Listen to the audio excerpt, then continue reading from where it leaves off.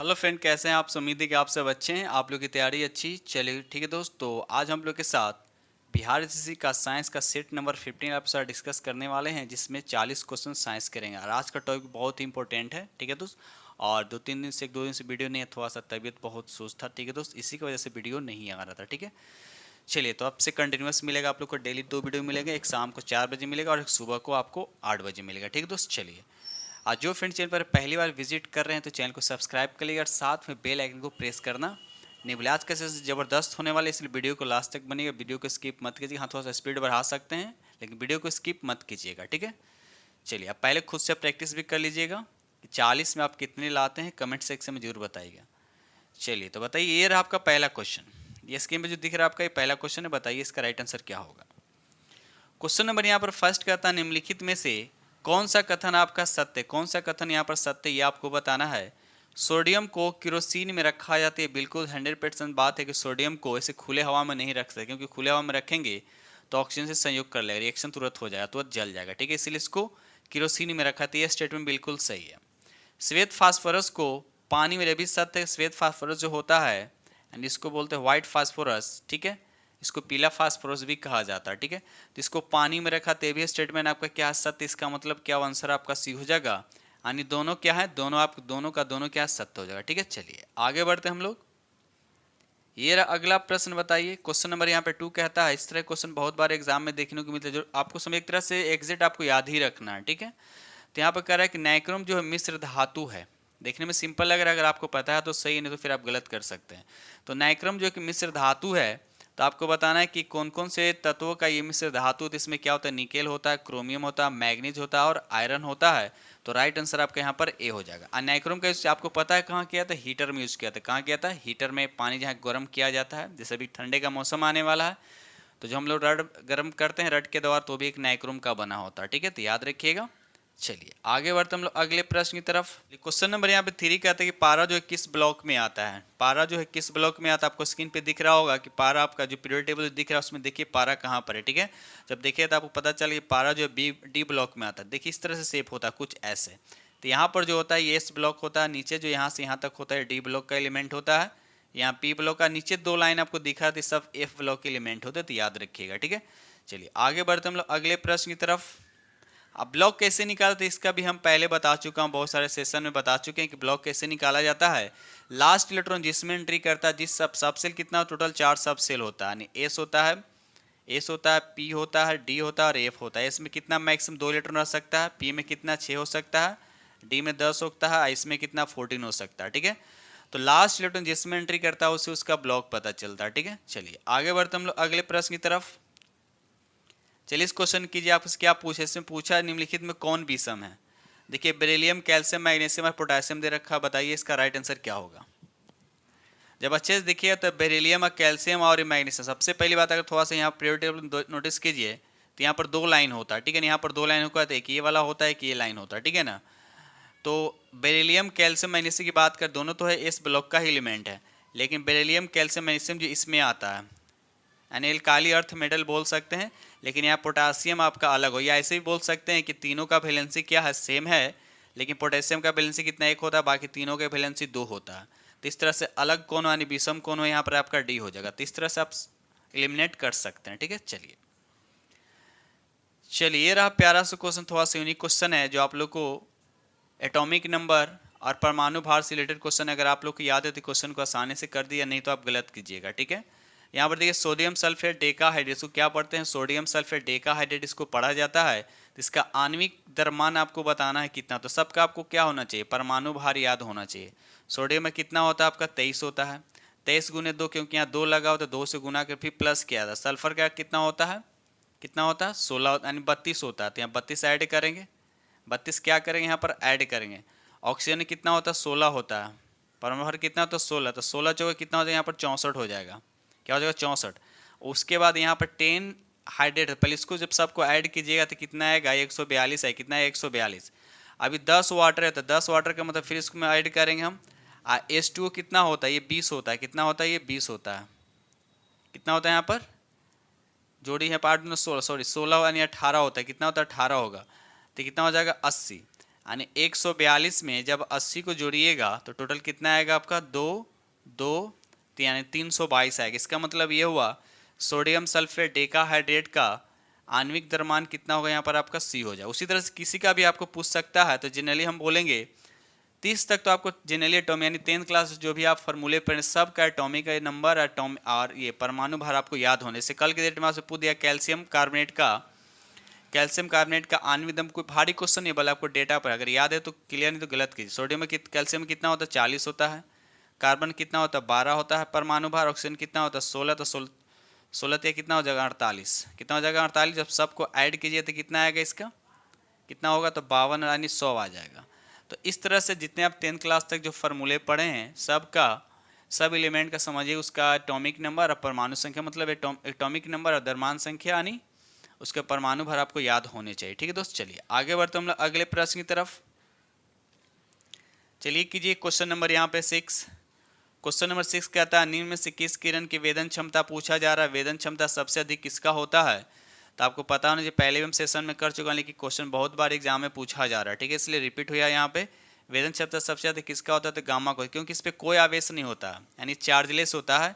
Alpha की बात करें इस पर होता है प्लस होता है, बीटा की बात इस पर क्या होता है, माइनस होता है, याद रखिएगा। चलिए आगे बढ़ते हम लोग अगले प्रश्न की तरफ। चलिए प्यारा सा क्वेश्चन, छोटा सा क्वेश्चन दे रखा हूँ, बताइए शुद्ध जल का पीएच मान कितना होता है। तो शुद्ध जल का पीएच मान कितना होता है, 7 होता है। जिसका पीएच मान 7 से क्या होता है, अगर लेस होता है, 7 से लेस होता है वो क्या होता है, एसिड होता है। उसको क्या बोलते हैं, एसिड बोलते हैं। इसका पीएच मान 7 से ज़्यादा होता है वो क्या होता है, बेस होता है। तो ये चीज़ें याद होना चाहिए। ठीक है, चलिए आगे बढ़ते हम लोग अगले प्रश्न की तरफ। क्वेश्चन नंबर यहाँ पर 8 कहता है निम्न में कौन सी धातु अर्धचालक के भांति यानी ट्रांजिस्टर में प्रयुक्त किया जाता है। तो सबसे पहले वो अर्धचालक होना चाहिए। क्या होना चाहिए, अर्धचालक होना चाहिए। यहाँ पर जर्मेनियम जो है अर्धचालक है, जर्मेनियम का है यहाँ पर अर्धचालक। इसके अलावा बहुत सारे सिलिकॉन हो गया, आर्सेनिक हो गया, एंटीमनी हो गया, टूलिरियम हो गया, पोलोनियम, ये सब क्या आपका अर्धचालक होते हैं। ठीक है, तो यहाँ पर राइट आंसर आपका क्या हो जाए, बी हो जाए। जर्मेनियम जो है ट्रांजिस्टर के रूप में यूज किया, ट्रांजिस्टर में इसका यूज किया, जिसका सिंबल होता है जी, याद रखिएगा। चलिए क्वेश्चन नंबर यहाँ पे 9 कहता है कि नागासाकी पर अमेरिका द्वारा गिराए गए परमाणु बम में किसका प्रयोग किया था। परमाणु बम में किसका प्रयोग किया गया आपसे पूछा जा रहा है। ठीक है, तो बताइए इससे 9 का राइट आंसर क्या हो जाएगा। तो यहाँ पर आप क्या ये हो जाएगा, यानी प्लूटोनियम का प्रयोग किया। याद रखिए प्लूटोनियम का प्रयोग किया गया है, याद रखिए प्लूटोनियम का प्रयोग किया। साथ साथ भी याद रखिएगा एक ये लेंथेनाइड्स में आता है, ये एक्टिनाइड्स में आता है। तो याद रखिए प्लूटोनियम जो होता है ये एक्टिनाइड्स में आता है। किस में आता है, एक्टिनाइड्स में आता है। एक्टिनाइड्स कितना से कितना तक का होता है, तो याद रखिए 89 से 103 तक। अगर आपसे पूछेगा लेंथेनाइड सीरीज कितना से कितना होता है, तो 57 से 71, याद रखिएगा। चलिए आगे बढ़ते हम लोग अगले प्रश्न की तरफ। चलिए क्वेश्चन नंबर यहाँ पर 10 का था, बताइए इसका राइट आंसर क्या होगा। वह वैज्ञानिक जिसने रेडियम की खोज की, बताइए कि वो कौन सा वैज्ञानिक जो रेडियम की खोज किया था। बताइए यहाँ पर राइट आंसर क्या होगा। तो यहाँ पर आपका बी हो जाएगा, मैडम क्यूरी। याद रखिए 10 का राइट आंसर क्या हो जाए आपका, मैडम की जो रेडियम की खोज किया था। ठीक है, कमेंट सेक्शन में बताइए कि रेडियम जो है, आप कमेंट सेक्शन में इसका बताइए कि रेडियम जो है ये किस ब्लॉक में आता है। टोटल 4 ब्लॉक होते हैं, बताइए कि इस PDF में किस ब्लॉक में रेडियम आता है। ये रहा अगला प्रश्न, क्वेश्चन नंबर यहाँ पे 11 का आता है लेड पेंसिल में लेड कितने % होता है। तो याद रखिए 0% होता है, उसमें लेड में कोई लेड यानी PB नहीं होता, याद रखिएगा। ठीक है, चलिए आगे बढ़ते हम लोग अगले प्रश्न की तरफ। क्वेश्चन नंबर यहाँ पर 12 कहता है सोने का घोल यानी गोल्ड की बात किया जा रहा है। क्या क्या है, गोल्ड की बात किया जा रहा है, इसका संकेत होता है AU। ठीक है, आपसे पूछा है कि सोने का घोल घोला जाए, इसको किस में घुल जाए। सिंपल समझिए कि सोना जो है गोल्ड किस में घुल जाएगा।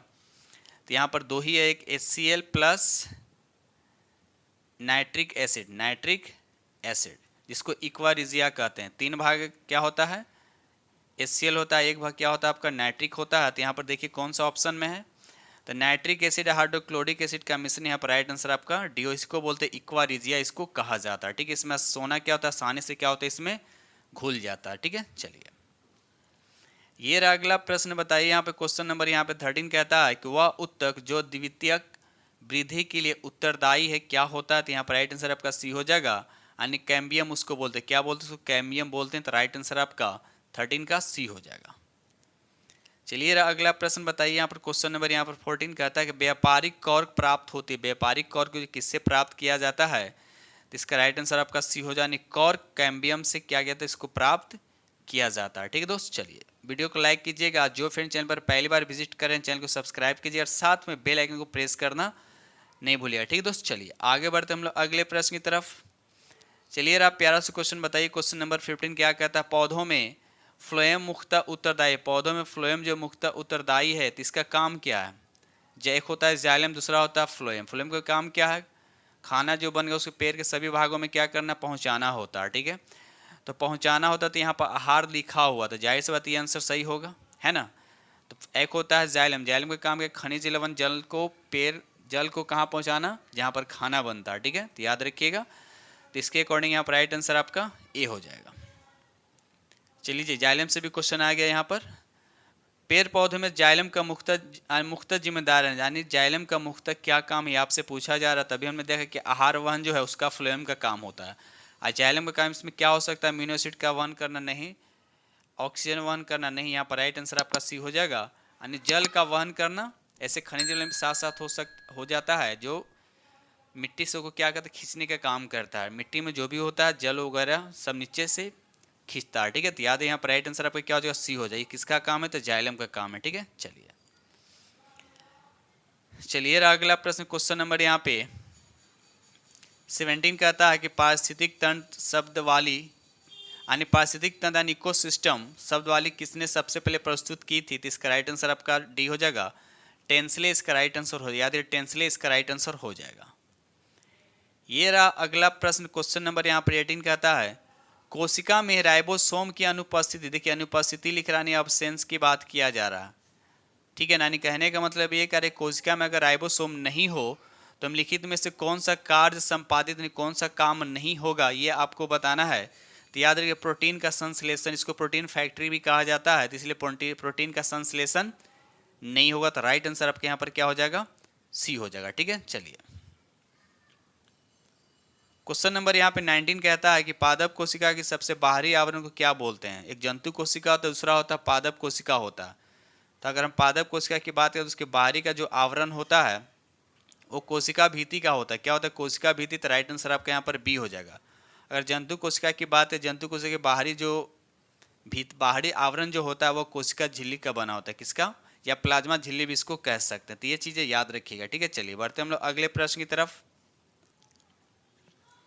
क्वेश्चन नंबर 20 कहता है कि हरगोविंद खुराला को किस क्षेत्र में प्रतिष्ठित नोबेल पुरस्कार मिला है? तो याद रखिए यहाँ पर राइट आंसर आपका बी हो जाएगा, चिकित्सा के क्षेत्र में। कमेंट सेक्शन में बताइए कि इनको कब दिया गया था। कमेंट में लिखकर बताइएगा कि नोबेल प्राइज इनको कब दिया गया था? चिकित्सा के क्षेत्र में। ठीक है, चलिए ये रहा प्यारा सा क्वेश्चन बताइए। यहाँ पर क्वेश्चन नंबर 21 का था कार्बन मोनोऑक्साइड एक प्रदूषक है क्योंकि। इसका राइट आंसर आपका डी हो जाएगा, हीमोग्लोबिन से संयुक्त करना। यानी कार्बन मोनोऑक्साइड एक ऐसा गैस है जो सबसे पहले बहुत प्रदूषक है और आसानी से क्या होता है हीमोग्लोबिन में क्या होता है? मिक्सअप हो जाता है। ठीक है, जिस आई बस वन में अगर ज़्यादा मात्रा में अगर बॉडी के अंदर कार्बन मोनोऑक्साइड चले तो इंसान की मृत्यु भी हो सकती है। तो यहाँ पर राइट आंसर क्वेश्चन के अकॉर्डिंग यहाँ पर डी हो जाएगा। क्वेश्चन नंबर यहाँ पे 22 कहता है कि राष्ट्रीय पर्यावरण अभियांत्रिक संस्थान कहाँ स्थित है? बताइए इसका राइट आंसर क्या होती है? नागपुर में। कहाँ? नागपुर किस राज्य में है? तो ये महाराष्ट्र में। याद रखिए कहाँ है? तो ये महाराष्ट्र में है। चलिए इस क्वेश्चन कीजिए यहाँ पर बताइए। क्वेश्चन नंबर यहाँ पे 23, शरीर में ऊतकों का निर्माण किससे होता है? शरीर में ऊतक का जो निर्माण होता है किससे होता है? तो प्रोटीन से होता है। याद रखिए प्रोटीन से होता है। कहीं कट फट जाता है वो उसका रिपेयरिंग का काम कौन करता है? तो प्रोटीन का, जिसको रिपेयर सेंटर एक तरह से बोल सकते हैं। ठीक है, चलिए आगे बढ़ते हम लोग अगले प्रश्न की तरफ। क्वेश्चन नंबर यहाँ पे 24 का था मनुष्य की खोपड़ी में कितनी अस्थियां होती है? मनुष्य की खोपड़ी में कितनी अस्थियां होती है? तो याद रखिएगा 8 अस्थियां होती है। याद रखिएगा 8। इसका राइट आंसर आपका ए हो जाएगा। क्वेश्चन नंबर यहाँ पे 25 कहता है निम्नलिखित में कहता है क्वेश्चन नंबर यहाँ पे 25 कहता है कि निम्न में कौन सा मानव के पैर की हड्डी नहीं? मानव के पैर में वो हड्डी नहीं पाया। टिबिया पाया जाता है, फीमर पाया जाता है, फिबुला पाया जाता है, लेकिन ह्यूमरस जो है ये मानव के पैर की हड्डी नहीं है। तो यहाँ पर राइट आंसर आपका क्या हो जाएगा? यहाँ पर बी हो जाएगा। ये रहा अगला प्रश्न क्वेश्चन नंबर यहाँ पे 26 कहता है कि टिबिया नामक हड्डी किसमें पाया जाता है? टिबिया नामक हड्डी जो किसमें पाया जाता है? अभी ऊपर डिस्कस हुआ था टिबिया किसमें पाया जाता है। तो ये टांग में पाया, यानी 26 का राइट आंसर आपका यहाँ पर बी हो जाएगा। आगे बढ़ते हम लोग अगले प्रश्न की तरफ। क्वेश्चन नंबर यहाँ पे 27 का था, कपूर के छोटे छोटे टुकड़े जल की सतह पर क्यों नाचते हैं? जल की सतह पर, तो याद है सरफेस टेंशन के कारण। किसके कारण? तो सरफेस टेंशन के कारण क्या होता है, जल के पृष्ठ के यानी ऊपर लेवल पर क्या करता है, वह डांस करने, मतलब डांस की तरह घूमता रहता है, डांस करता रहता है, ठीक है। तो सरफेस टेंशन जिसका यूनिट होता है न्यूटन पर सेकेंड हो, न्यूटन पर मीटर होता है, यानी सरफेस टेंशन क्या बोलते हैं, तो पृष्ठ तनाव। यानी पृष्ठ तनाव के कारण क्या होता है, कपूर के छोटे छोटे टुकड़े जो हैं जल की सतह पर नाचते हैं। तो राइट आंसर आपका ए हो जाएगा। चलिए अगला प्रश्न बताइए। क्वेश्चन नंबर यहाँ पे, क्वेश्चन नंबर यहाँ पर 28 कहता है, स्थिर पानी में मिट्टी का तेल डालने पर मच्छर जो है कम होते हैं, क्योंकि? तो इसका राइट आंसर आपका सी। उसमें जो लार्वा सांस लेने में क्या होता है, बाधा होता है, इससे लार्वा क्या होता है, डाइंड होता है, यानी समाप्त हो जाता है, जिससे मच्छर की संख्या क्या हो जाता है, धीरे धीरे खत्म हो जाता है, ठीक है। तो राइट आंसर यहाँ पे क्या हो जाएगा आपका, सी हो जाएगा। चलिए इस क्वेश्चन कीजिए, बताइए यहाँ पर। क्वेश्चन नंबर यहाँ पे 29 कहता है, कथन दे रखा है कि अपमार्जक मैले कपड़ों को सफलतापूर्वक तेल व गर्द निकाल देते हैं। यह स्टेटमेंट दे रखा है, कारण दे रखा है, इसका आपको कारण दे रखा है। अपमार्जक जल के पृष्ठ तनाव को बढ़ा देता, नहीं ये गलत बात है। मतलब ये तो सही है स्टेटमेंट, लेकिन उसका रीजन ये जो दे रखा है ये सही नहीं, क्योंकि पृष्ठ तनाव को बढ़ाता नहीं है, बढ़ाता नहीं बल्कि कम करता है। सरफेस टेंशन को क्या करता है, डिटर्जेंट जो होता है सरफेस टेंशन को क्या करता है, वह डिक्रीज करता है, यानी बढ़ाता नहीं है। तो मतलब ए सही है लेकिन आर गलत है। अब देखिए कौन सा ऑप्शन है, ए सही है और आर गलत है। तो यहाँ पर राइट आंसर आपका सी हो जाए, ए सही है और आर जो उसका क्या है, गलत है। हाँ, अगर यहाँ पर कम होता तो दोनों सही हो जाता, ठीक है। तो उसके अकॉर्डिंग यहाँ पर राइट आंसर आपका ए हो जाता। चलिए आगे बढ़ते हम लोग अगले प्रश्न की तरफ। बताइए इसका राइट आंसर क्या होगा, कीजिए। क्वेश्चन नंबर यहाँ पे 30 कहते हैं कि अंतरिक्ष यात्री अंतरिक्ष में सीधे खड़े नहीं रह सकते, क्योंकि बताइए क्यों नहीं खड़े रह सकते हैं? क्योंकि वहाँ पर ग्रेविटी नहीं है, ग्रेविटी नहीं, इसीलिए अंतरिक्ष यात्री जो हमेशा वो फ्लोटिंग यानी तैरते हुए दिखते हैं अंतरिक्ष में, ठीक है। तो यहाँ पर राइट आंसर क्या हो जाएगा आपका, ए हो जाएगा, ठीक है। चलिए आगे बढ़ते हम लोग अगले प्रश्न की तरफ। तो छोटा कर दूं, चलिए बताइए इसका राइट आंसर क्या होगा। देखिए सिंपल से डिफाइन लिखा हुआ, डेफिनेशन लिखा हुआ, जब कोई वस्तु किसी द्रव में पूर्णतः या आंशिक रूप से डुबोई जाती है तो उसके भार में कुछ कमी प्रतीत होती है। आप लोग समझ में आ रहा है किसका डेफिनेशन है? तो उसके भार में भाषिक कमी उस वस्तु द्वारा हटाए गए द्रव के भार के क्या होती है, बराबर होता है। तो ये सिद्धांत जो किसका है, आप लोग 9th क्लास में पढ़े होंगे, आर्किमिडीज का प्रिंसिपल, ठीक है। तो यहाँ पर राइट आंसर आपका क्या हो जाएगा, यहाँ पर बी हो जाएगा, ठीक है। चलिए इसी प्रिंसिपल के आधार पर शिप तैयार किए गए, शिप का डिजाइनिंग तैयार किया गया, याद रखिएगा। चलिए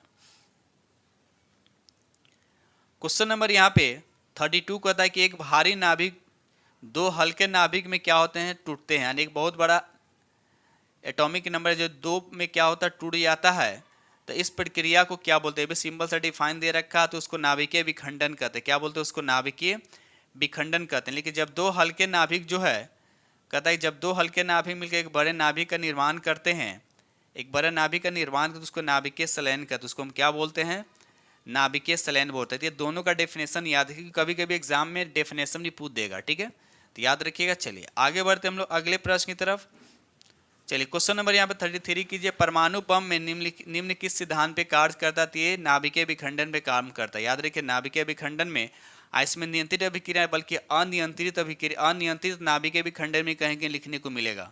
एक नियंत्रित नाभिकीय विखंडन, तो ध्यान दीजिए जब अनियंत्रित और अनियंत्रित रहेगा तो आप अनियंत्रित नाभिकीय विखंडन पे ट्रिक कीजिएगा, ठीक है। चलिए उसी तरह अगर हम हाइड्रोजन बम की अगर बात करते हैं, हाइड्रोजन बम की बात करते हैं, तो ये नाभिकीय संलयन पे काम करता है। किस पे, ये नाभिकीय संलयन पे काम करता है, ठीक है। अगर सन की अगर हम बात करें, सन में कौन सा भी क्रिया होता है तो उसमें भी क्या होता है, नाभिकीय संलयन होता है, जहाँ पर क्या होता है, हाइड्रोजन जो है जलने के बाद हीलियम में कन्वर्ट होता है, याद रखिएगा, ठीक है। चलिए दोस्त वीडियो को लाइक कीजिए, आप लोग लाइक नहीं करते हैं या सब्सक्राइब नहीं करते, दोस्तों में शेयर भी किया कीजिए, ठीक है दोस्त। चलिए क्वेश्चन नंबर यहाँ पे 34 कहता है कि नाभिकीय रिएक्टर और परमाणु बम में यह अंतर है कि आपको बताना है कौन सा यहाँ पर अंतर है। तो पहले नाभिकीय रिएक्टर, तो नाभिकीय रिएक्टर में क्या होता है, नाभिकीय श्रृंखला जो होता है अभिक्रिया जो तो कंट्रोलिंग में होता है। तो पहला देखा हुआ कि नाभिकीय रिएक्टर में कोई श्रृंखला अभिक्रिया नहीं होती, जबकि परमाणु, ये स्टेटमेंट बिल्कुल गलत है, होता है। नाभिकीय रिएक्टर में श्रृंखला अभिक्रिया नियंत्रित होती है, ये स्टेटमेंट बिल्कुल सही है। तो बाकी सब देख ले तो बाकी गलत ही होगा, तो यहाँ पर राइट आंसर आपका क्या हो जाएगा, यहाँ पर बी हो जाएगा। नाभिकीय रिएक्टर में जो श्रृंखला अभिक्रिया होता है वह कंट्रोल होता है। क्या होता है? कंट्रोल होता है। ठीक है, तो याद रखिए राइट आंसर आपका बी हो जाएगा। क्वेश्चन नंबर यहाँ पे 35 कहता है कोबाल्ट 60 आमतौर पर विकिरण चिकित्सा में प्रयुक्त होता है क्योंकि यह उत्सर्जित करता है। आपको बताना अल्फा बीटा गामा में ये क्या उत्सर्जित करता है, तो याद रखिए गामा किरण उत्सर्जित करता है। इस पे कोई आवेश नहीं होता है और इसकी वेदन क्षमता क्या होता है, अल्फा बीटा और गामा के किरण में सबसे ज्यादा होता है। याद रखिएगा। चलिए क्वेश्चन नंबर यहाँ पे 36 कहता है कि ट्रांसफार्मर का जो क्रोड बनाने के लिए निम्नलिखित में किस पदार्थों में कौन सा सबसे अधिक उपयुक्त है, तो याद रखिएगा नर्म यानी सॉफ्ट आयरन का यूज किया। याद रखिए सॉफ्ट आयरन का यूज किया जाता है। राइट आंसर आपका क्या हो जाएगा यहाँ पर? ए हो जाएगा। ठीक है, चलिए आगे बढ़ते हम। क्वेश्चन नंबर यहाँ पे 37 कहता है कि ट्रांसफार्मर का सिद्धांत, ट्रांसफार्मर जो है ये किस सिद्धांत पे कार्य करता है, आपको बताना है। इसका राइट आंसर क्या होती है? चुंबकीय प्रेरण के सिद्धांत पे कार्य करता है। तो राइट आंसर आपका यहाँ पर ए हो। ट्रांसफार्मर का काम क्या? वोल्टेज को बढ़ाना और घटाना। यानी ट्रांसफार्मर के दो टाइप, स्टेप अप और स्टेप डाउन होता है। ट्रांसफार्मर का जनरली काम है वोल्टेज को क्या करना, बढ़ाना। ठीक है, याद रखिएगा। चलिए रहा अगला प्रश्न। देखिए आ गया ट्रांसफार्मर से क्वेश्चन, फिर यहाँ पर आ गया कि ट्रांसफार्मर क्या होता है। ट्रांसफार्मर जो है क्या होता है, तो यहाँ पर राइट आंसर आपका बी हो जाएगा। एसी वोल्टा को घटाना और बढ़ाना इसका राइट आंसर हो जाएगा। राइट आंसर आपके यहाँ पर बी हो जाएगा।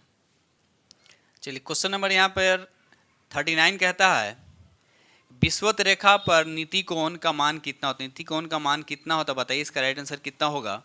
विषुवत रेखा की बात करते याद है 0 डिग्री होता है। अगर ये आपसे पूछता है कि पोल पे यानी धुर पे कितना होता है, तो धुर पे नमन कोण कितना होता है, इसको नमन कोण बोल सकते हैं, नमन कोण बोला था। तो यहाँ पर 90 होता है। कितना होता है धुर पे? 90 होता है। धुर यहाँ पर होगा, जैसे हो गया धुर हो गया। धुर पे कितना होता है? 90 होता है। इक्वेटर इसको बोलते हैं जो पृथ्वी के दो भागों में क्या करता है, डिवाइड करता है। तो इसका नमन कोण कितना होता है, तो 0 डिग्री हो। या सिर्फ छांस की तरह, छांस कितना होता है? 0 होता है। पोल पे कितना होता है? 90 होता है। इस तरह से आप नमन कोण याद रख सकते हैं। ठीक है, चलिए आगे बढ़ते हैं हम लोग अगले प्रश्न की तरफ।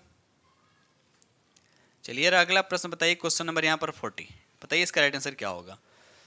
ये आप लोग 10th क्लास में पढ़े होंगे, चुंबकीय प्रभाव।